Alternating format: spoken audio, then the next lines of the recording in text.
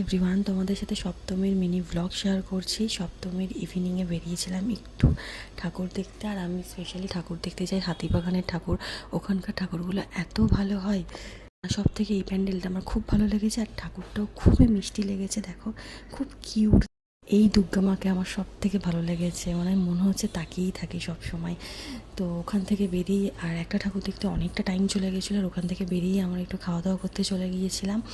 আর এই ফেস্টিভ্যালের সময়টা কলকাতাটা এত সুন্দর লাগে দেখতে, পুরো আলোতে ভরে ওঠে। আমি গিয়েই তো কিছু ফটোস আর ভিডিও ক্যাপচার করে নিয়েছি। তারপরে আমি সবার ফার্স্টে যেটা অর্ডার করেছি ওটা fish cutlet and topse fry.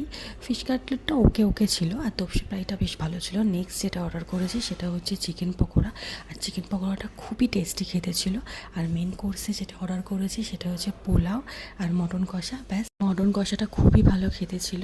তো খাওয়া দাওয়া করে এবার তো বাড়ি ফেরার সময় হয়ে এসছে, আর অনেকটা রাতও হয়ে গেছে। তো তারপর পানও দিয়েছিল, পানটা খেয়ে আমরা বাড়িটাই আমার সপ্তমীটা কেটেছে। তোমাদের কেমন পুজো কাটলো অবশ্যই কমেন্ট করে জানিও, আর অবশ্যই ভিডিওটা ভালো লাগলে লাইক করো, কমেন্ট করো, আর অবশ্যই সাবস্ক্রাইব করো। তো দেখা হচ্ছে নেক্সট কোনো ভিডিওতে। ততদিন ভালো থেকো, সুস্থ থেকো, টাটা।